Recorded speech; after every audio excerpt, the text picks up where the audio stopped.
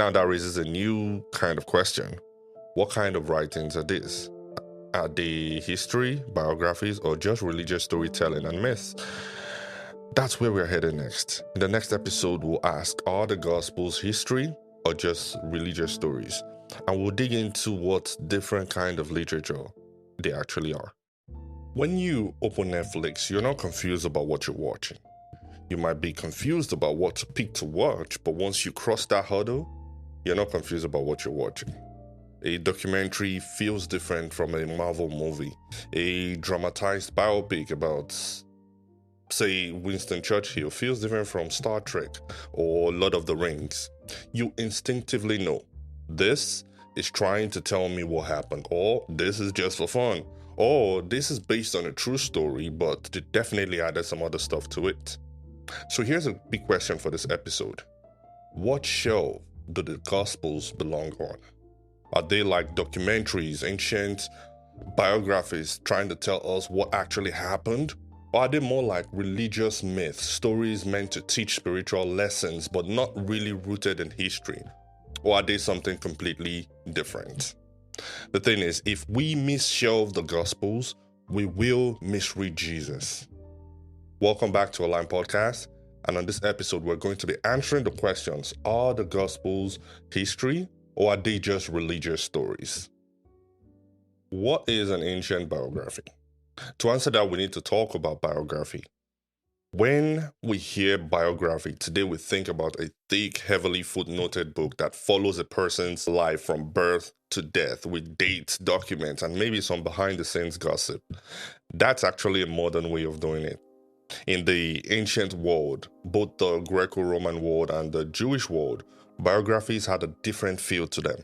They were focused on a person's life, deeds, and teachings in order to show their character and significance. I'll say that again.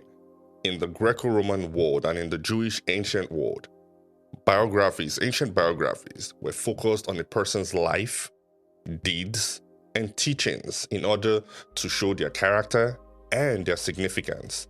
They didn't record everything. They didn't pretend to be newspaper reporters, but they were still concerned with real people, real events, and real actions. An ancient biography might zoom in on a few key moments. They may rearrange materials thematically instead of chronologically and highlight speeches or sayings that captured who the person was. The goal was not to give you a timeline app. The goal in an ancient biography was to answer the question, who was this person and why do they matter? That's important because if we're going to fit the Gospels into this genre, it changes what we should expect from the Gospels or what we shouldn't even expect from the Gospels. Most scholars believe that the Gospels are in the genre of ancient biography. But why? Well, first we have to ask the simple question, what do these books actually read like? Do they read like poetry? No, not really. Do they read like a list of abstract spiritual ideas? No, they don't. Do they read like myth about gods fighting monsters? No, they do not. They actually read like a story about a person. Each gospel is built around a named figure, a named historical figure, Jesus of Nazareth. They follow the course of his public life. They follow his teachings, his actions. They follow his miracles. They follow his conflicts with religious and political leaders. And they slow way down when they reach the final week of his life. See, in every gospel, a huge amount of space is given to his arrest, his trial, his crucifixion, and his resurrection. This was an event that his followers claimed happened after his death. That's exactly what you would expect in a biography of someone whose death is the key to understanding who he was.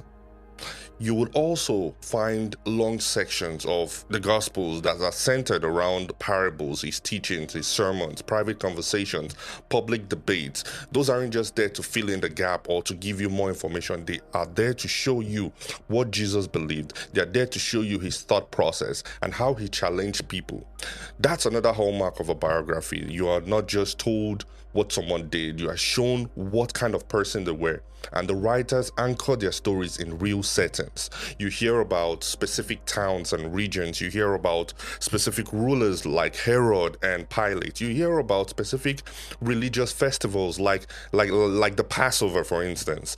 And you hear about specific journeys from one place to the next. We know that Jesus and his parents journeyed from Bethlehem of Judah to Egypt. Those are real places that you can actually visit today. That's not how myths usually work. Myths tend to float around in a vague, once upon a time world. The Gospels are tied to places and people. Now, ancient biographies were not written like modern ones. They didn't try to record every detail in strict chronological order. They sometimes rearrange events to highlight a common theme. That practice was normal for ancient historians and biographers, but that doesn't mean that they were reinventing the stories. Ancient biographies they're not the same as fiction. It was not meant to be read like a legend about Zeus or Hercules. It was meant to tell the story of a real person's life and explain why that person mattered. So when historians look at the gospel with that background in mind, many of them say something like this: whatever you ultimately believe about Jesus, these writings fit very comfortably in the category of ancient biography. Now, we have to be very careful here because that doesn't automatically prove every miracle or every event, but it does tell you something important. It tells you the type of book, the kind of book you're reading when you pick up one of the Gospels. You're not reading poetry. You're not reading a philosophical essay. You're not reading a myth. You are reading a life story. And that matters because genre shapes how we interpret a text. If the Gospels are biographies, then they are at least trying to tell us what Jesus said, what Jesus did, why his life and even his death was significant. So before you even argue about theology, the framework of the gospel already points us in a direction. These writers wanted to present Jesus not as a symbol, not as an idea, but as a real person whose life changed history forever.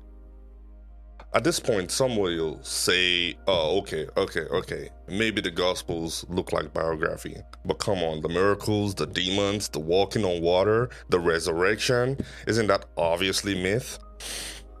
Well, that sounds persuasive at first, but we need to slow down and ask a more careful question. What do we actually mean by the word myth?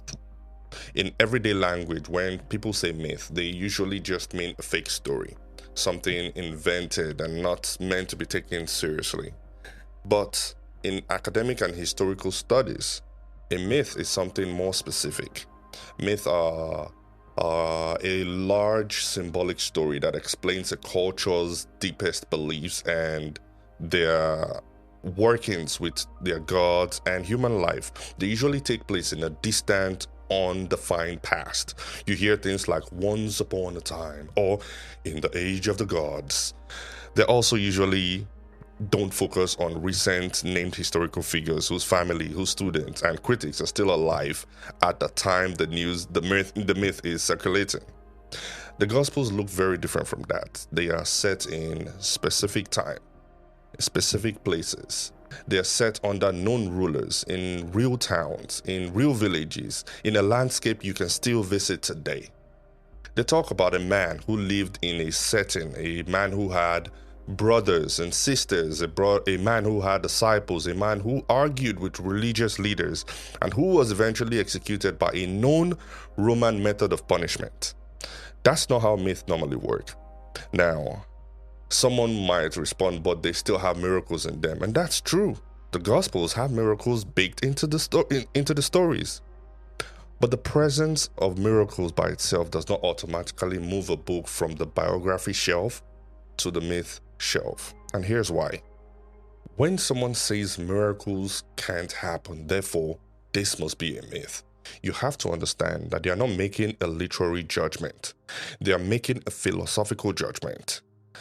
They're deciding in advance that anything supernatural is impossible. And they are using that assumption to classify the text of the Gospels. That's not really an argument about genre. It is an argument about a worldview.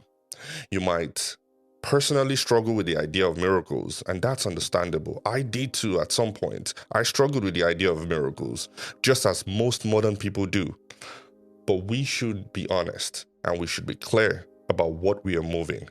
We should be honest. We should be clear about the decisions that we are making. We are not discovering on the basis of the structure of the gospel that they are myth. No, we are deciding ahead of time that anything at all that involves the supernatural must be a legend, no matter how carefully it was reported, no matter how specific the setting is, and no matter how close it is to the event that it describes. So the real issue here isn't just do the gospels contain miracles? No, that's not it. There's a deeper issue, and it is, what kind of world do you think we live in? A world where God cannot act, or a world where God might act? By the way, that question comes before you even open any of the gospels at all. Once you can see that, you realize that there's something more important underneath all of this. Calling the gospels a myth because they include miracles is not something the genre itself forces you to do. It is something your philosophy about life, your philosophy about our existence, that's what it pushes you to do. So again, before we even argue about whether the miracles happened, we need to be clear about what kind of writings the gospel are trying to be. They don't read like a distant symbolic tales. They read like the accounts of a man in history, a man whose followers believed that God acted through in unusual and in dramatic ways. They don't prove those events occurred exactly how they were recorded, but it does tell you this, that the gospel writers are not presenting Jesus as a timeless legend or tale. They are presenting him as a real person in real history, whose life, whose death, whose resurrection were meant to be taken seriously. So what difference does it actually make if we read the Gospels as ancient biography? At first, that might sound like a technical question, but it actually has real consequences for how we understand these books. First, it raises the bar for the idea that they're just pure legends. If the Gospels were written as symbolic myth with no interest in real history, then we would approach them one way. We treat them like stories designed to only express spiritual truth with no concern for what really happened. But that's not what they look like. If they are biographies, like we know they are, anchored in real places, with real people, with real events that, have been written from a perspective of faith, then the burden of proof shifts. You can't just say they're just stories and move on. You have to explain why writings that present themselves as accounts of a real person's life should be dismissed as legends. Secondly, it changes how we see Jesus' words and how we perceive his actions. When Jesus tells a parable, we understand that he's trying to tell a story to teach a lesson. But when he argues with religious leaders in Jerusalem or travels from one town to the next, or is even arrested and executed, the gospel writers are presenting those things as part of what actually happened in his ministry, not as a timeless symbolic scene. In other words, some parts are clearly teaching stories, and others are clearly believed events told from the perspective of individuals. Seeing that difference matters a lot. It keeps us from flattening everything to just metaphor or just reading everything as a modern police report. And thirdly, it invites us to do what we would normally do with any biography of a controversial figure. We ask questions like, how close is the account to the event that it actually describes? Does it show signs of being connected to eyewitnesses? Was it written by someone who either saw these things happen or carefully investigated them? Those are the same kind of questions historians would ask about ancient figures like Socrates or Alexander the Great. And notice something. That's exactly the kind of questions that we've already started asking in earlier episodes. Questions about sources, questions about timing, questions about connection to eyewitnesses. So, reading the Gospels as biographies doesn't shut down critical thinking. It actually invites critical thinking in. And here is the key point. If you're going to say that the Gospels are just myth, you need a better reason than simply because they include miracles. Because once you see them as biographies, you're dealing with texts that are claiming to be about a real person in real history. You can argue with those claims, you can question them, you can even reject them, but you cannot dismiss them as if they were just fairy tales. Shelving the Gospels as biography means we are taking seriously what the writers are trying to do. It means that we are taking seriously the stories they're trying to tell us about Jesus of Nazareth, a person who lived, who taught, who suffered, who died, and who rose from the dead after 3 days in this real world. And that changes the kind of conversations we begin to have about them. So if the Gospels look like ancient biographies, and if they aim to tell the story of a real person in a real time and a real place, that raises the stake on what that person actually said about himself. Because these aren't just biographies about a wise teacher. These are biographies about someone who, according to these texts, claimed to be far more than a wise teacher. In the next episode, we're going to ask, did Jesus really claim to be God? Or was that something that his followers added on later? If the biographies tell the story of a man who claimed to be more than a human, we have to wrestle with whether he actually said those things and what that means to us. As we close, I want to bring back that image from the beginning, the shelves in our minds. Where have you shelved the Gospels? On the myth and legend shelf, next to stories that don't really claim to be rooted in history? Or is it on the pure history textbook shelf, as if they were written like modern newspaper reports? Or maybe you never even thought about this, on the ancient biography shelf, with real events, real theological meaning, where they should live side by side. How you answer that question will shape how you approach Jesus.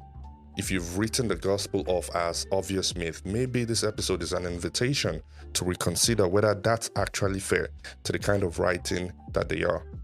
My encouragement is simple.